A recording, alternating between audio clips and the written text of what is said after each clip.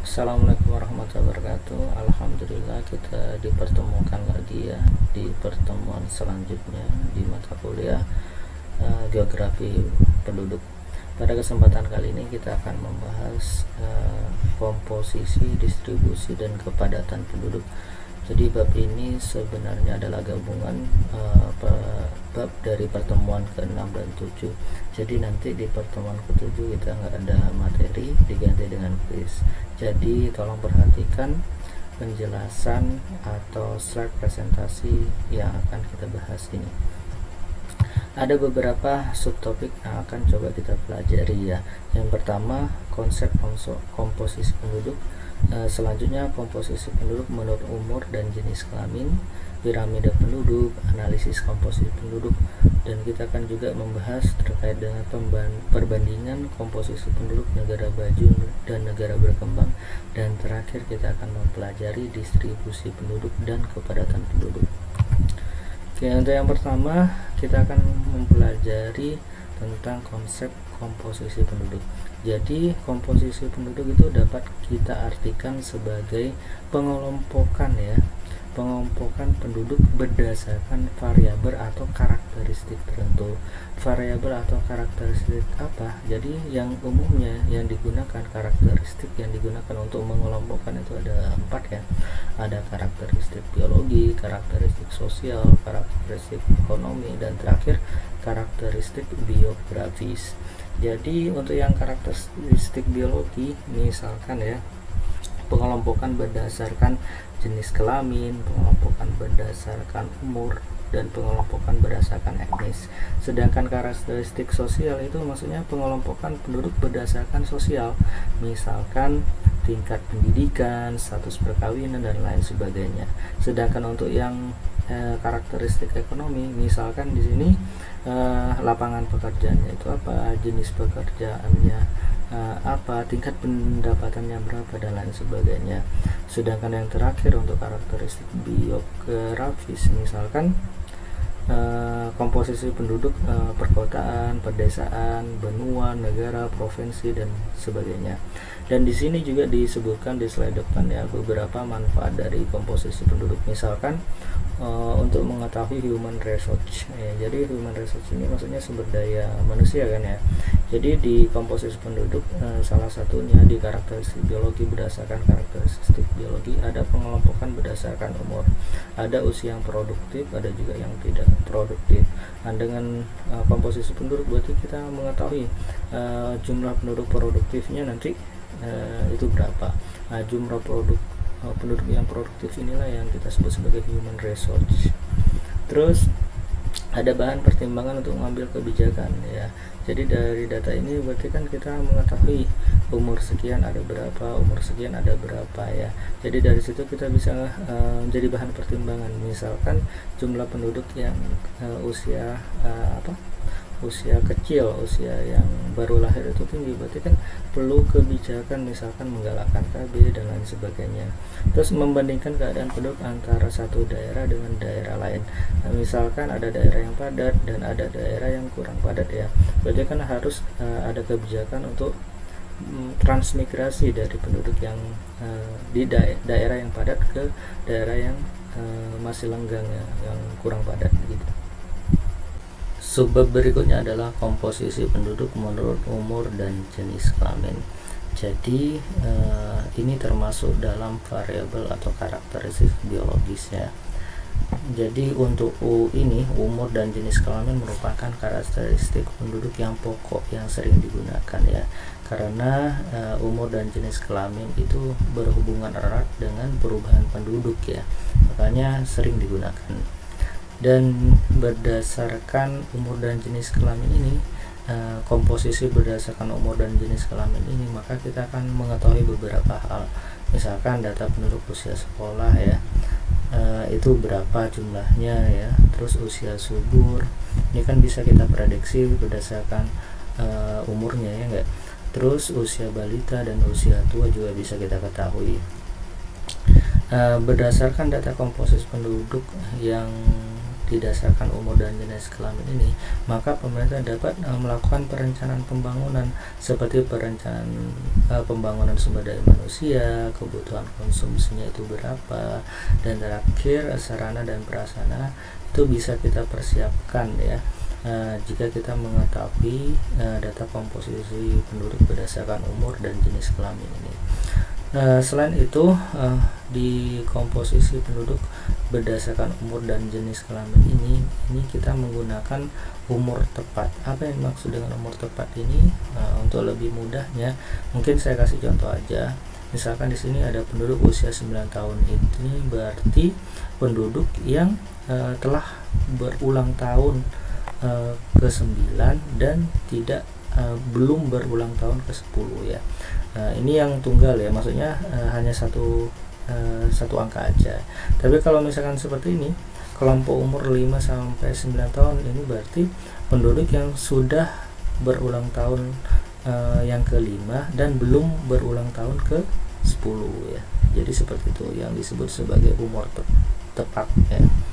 Terus berdasarkan umur, struktur penduduk dapat dibagi menjadi 3 ya. Ada struktur penduduk muda, ada struktur penduduk tua, dan struktur penduduk dewasa, dan ini akan kita bahas di slide berikutnya ya.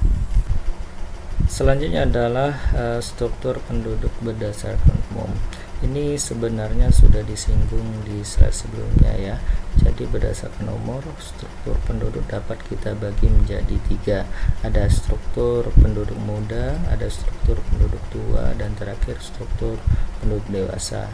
Apa yang membedakan ketiga struktur ini? Yang membedakan itu adalah jumlah atau persentase dari penduduk yang usianya kurang dari 15 tahun dan persentase penduduk yang usianya 65 tahun ke atas. Jika kelompok umur yang di bawah 15 tahun jumlahnya atau persentasenya itu lebih dari 40% dan jumlah penduduk yang umurnya lebih dari 65 tahun jumlahnya itu kurang dari 10%, maka masuk dalam struktur penduduk muda. Dan kebalikannya, kalau kelompok umur yang di bawah 15 tahun jumlahnya kurang dari 40% dan kelompok yang umurnya 65 tahun ke atas itu lebih dari 10%, maka termasuk dalam struktur penduduk tua ya.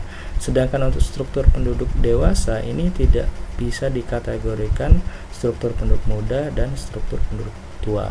Untuk lebih jelasnya mungkin nanti ini ya, kita sambil lihat contohnya aja. Oke, di slide depan diperlihatkan komposisi penduduk dunia ya, berdasarkan benua dan kelompok umur di tahun 2009. Foto ini saya ambil dari buku ini ya. Ini buku Geografi Penduduk karangan Ida Bagus, Mada Astawan, dan I.I. Mada Sarnita ya. Ini bisa kalian peroleh di Tokopedia ya. Oke, coba kita lihat untuk yang Afrika, jumlah penduduk atau persentase penduduk yang usianya kurang dari 15% itu 41% ya. Jadi saya ulang lagi ya. Persentase penduduk yang usianya kurang dari 15 tahun itu 41%.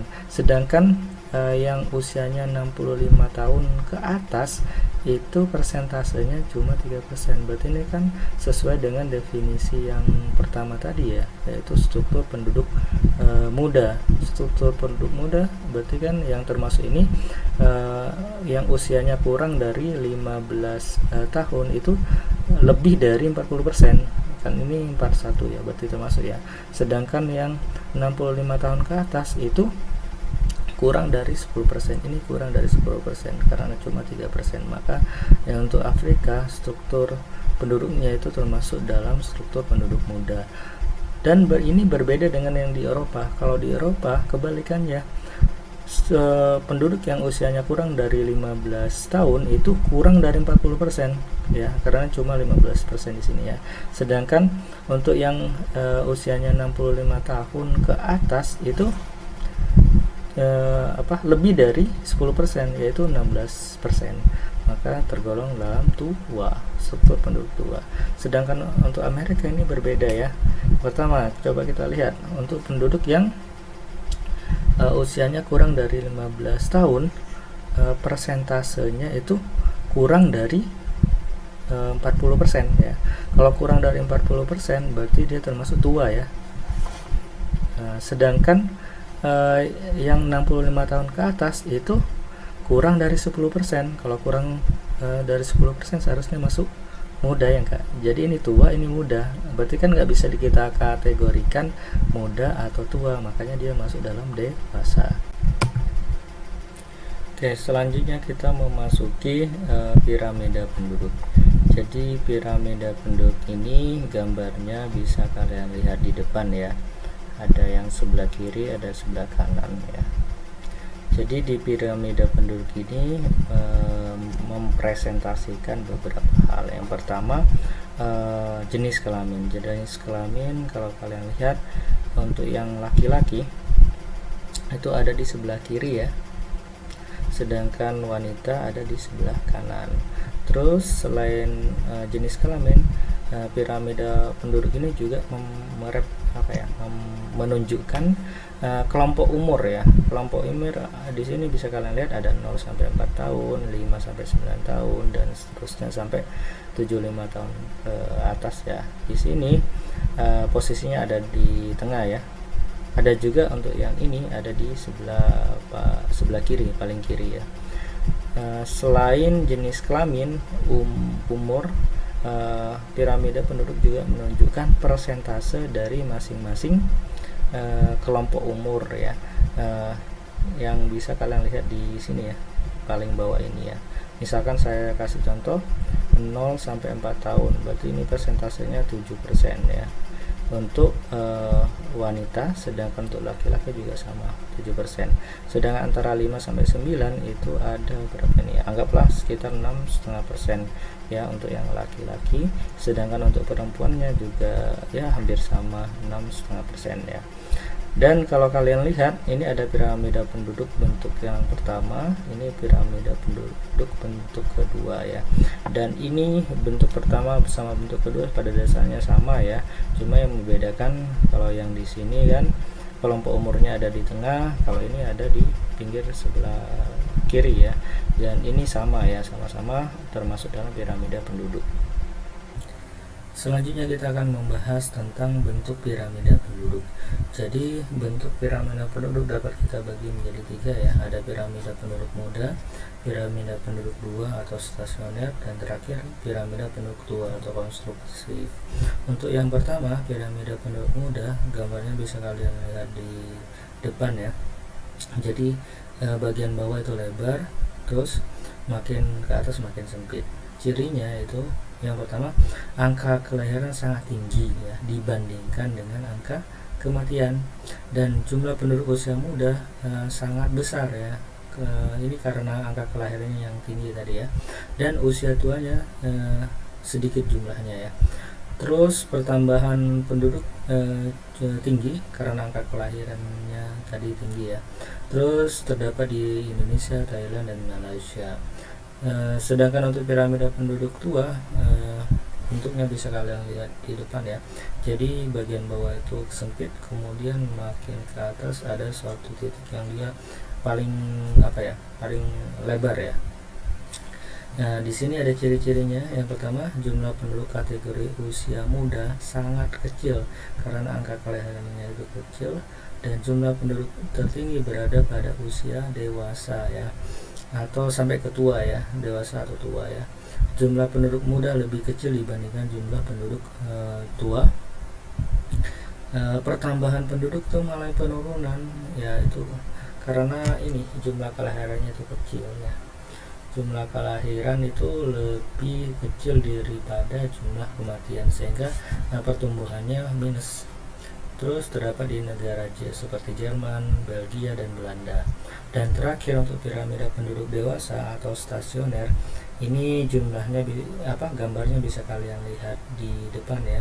Jadi berbeda dengan piramida penduduk muda dan piramida penduduk tua.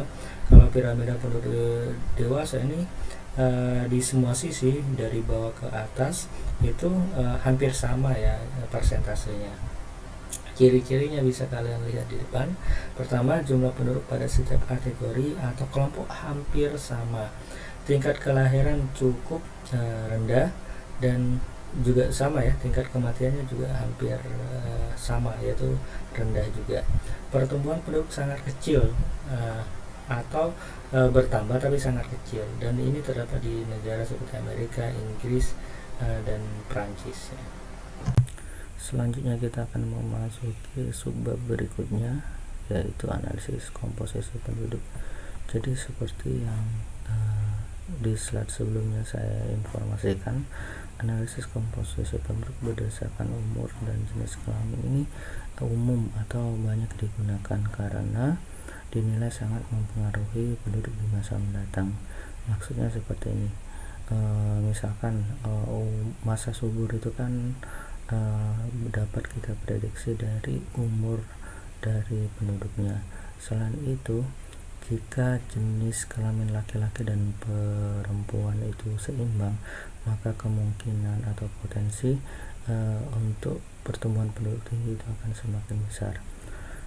Terus jika penduduk usia muda kurang dari 15 tahun itu lebih banyak, maka dapat disimpulkan atau dapat diprediksi tingkat fertilitasnya itu tinggi. Fertilitas ini maksudnya tingkat kelahirannya atau itu tinggi, sehingga kalau tingkat fertilitasnya tinggi maka pertumbuhan penduduknya juga akan semakin besar. Dan dengan menggunakan komposisi penduduk berdasarkan umum, kita juga bisa menghitung rasio beban tanggungan atau dependensi rasio. Rasio beban tanggungan ini sebenarnya adalah perbandingan antara penduduk yang belum produktif berarti itu penduduk yang kurang dari 15 tahun, atau tidak produktif itu lebih dari 65 tahun terhadap penduduk yang produktif, yaitu penduduk yang usianya 15 sampai 64 tahun. Dan idealnya rasio beban tanggungan itu nilainya 44. Kalau mencapai 44 itu menandakan daerah atau negara tersebut mencapai bonus demografi. Bonus demografi adalah suatu kondisi di mana usia produktif itu lebih banyak ya. Selanjutnya kita memasuki komposisi penduduk negara maju dan negara berkembang. Sebelum masuk ke komposisi, kita bahas terlebih dahulu apa itu negara maju dan apa itu negara berkembang. Jadi negara maju itu dapat didefinisikan sebagai suatu negara yang dapat menikmati standar hidup tinggi melalui teknologi tinggi dan ekonomi yang sifatnya merata. Dan negara maju biasanya bisa kita lihat dari nilai PDB-nya ya, atau produk domestik brutonya yang lumayan tinggi. Dan di sini ada beberapa ciri dari negara maju ya. Yang pertama, standar kehidupan tinggi, angka kelahiran dan kematian bersifat rendah. Angka usia harapan hidup tinggi. Jadi angka usia harapan ini menunjukkan status kesehatan. Semakin tinggi berarti status kesehatan di negara tersebut atau pelayanan kesehatan di negara tersebut itu semakin tinggi, semakin bagus gitu ya. Terus persebaran penduduknya biasanya itu terkonsentrasi di kota ya. Dan terakhir, kegiatan bertumbuh pada bidang industri dan jasa. Terus untuk negara berkembang, itu definisinya suatu negara yang rata-rata pendapatannya rendah atau produk domestik brutonya itu rendah, infrastruktur relatif berkembang, dan indeks perkembangan manusia itu di bawah standar yang sudah ditetapkan oleh WHO. Dan di sini ciri-cirinya: standar kehidupan sangat rendah, tingkat pendapatan rendah, produktivitas rendah, pertumbuhan penduduk tinggi ya, jadi angka kelahiran biasanya itu tinggi. Dan di sini ketidakseimbangan antara lapangan pekerja dan tenaga kerja. Jadi tenaga kerjanya itu besar dan biasanya lapangan pekerjaannya itu agak terbatas gitu. Dan di slide depan diperlihatkan ya komposisi penduduk di negara maju dan negara berkembang yang saya foto langsung dari buku ini ya. Jadi untuk negara maju, kalau kalian lihat jumlah penduduk yang umurnya kurang dari 15 tahun dan yang lebih dari 65 tahun itu hampir sama ya. Dan kalau kita lihat kita kategorikan struktur produknya, umumnya negara maju itu masuk dalam struktur penduduk tua ya. Ini kan kurang dari 40%, sedangkan ini lebih dari 10%, berarti masuk struktur penduduk tua. Sedangkan yang sedang berkembang, coba kalian lihat, di umumnya itu terkonsentrasi jumlah penduduk yang umurnya 15 tahun kurang itu lebih besar dari dibandingkan dengan penduduk yang umurnya 65 tahun ke atas ya. Dan kalau kita lihat, kita cocokkan dengan struktur penduduk ini termasuk dalam dewasa ya. Jadi ini rata-rata semua. Tentunya kalau kita lihat antara satu negara berkembang dengan negara berkembang masih berbeda, nggak semuanya masuk dewasa ya, ada juga yang masuk dalam muda, struktur penduduk muda. Selanjutnya kita memasuki subbab terakhir, yaitu distribusi penduduk dan kepadatan penduduk. Jadi yang dimaksud dengan distribusi penduduk itu adalah data yang diperoleh dengan cara membandingkan jumlah penduduk suatu wilayah dengan jumlah total penduduk, atau secara matematis bisa kalian lihat di depan. Jadi distribusi penduduk wilayah X, misalkan wilayah Pulau Jawa misalkan ya, berarti jumlah penduduk wilayah Jawa dibagi jumlah penduduk Indonesia totalnya itu berapa, baru dikali 100%. Sedangkan kepadatan penduduk kasar atau Gross Population Density atau CPD itu ukuran yang menggambarkan jumlah penduduk untuk setiap kilometer persegi luas wilayah tersebut. Dan secara matematis itu ditulis formulanya, bisa kalian lihat di depan, yaitu jumlah penduduknya berapa per dibagi luas wilayah dalam satuan kilometer persegi ya. Terus ini data distribusi penduduk dari hasil survei sensus penduduk tahun 2000 dan sensus penduduk tahun 2010 ya. Kalau kalian lihat, coba perhatikan jumlah penduduknya itu terbesar ada di Pulau Jawa ya. Dan kalau kita lihat pertambahan penduduknya, kalau kalian hitung ya, pertambahan penduduknya, persentase pertambahan penduduknya yang terkecil itu Pulau Jawa ya. Gimana cara tahunya? Cara tahunya itu adalah selisihnya. Misalkan gini, ini untuk Pulau Jawa ya, dari 121 juta menjadi 136,6 juta. Berarti kalau kita hitung itu sekitar selisihnya ini kan ini ya, di berapa nih, sekitar 15 juta ya.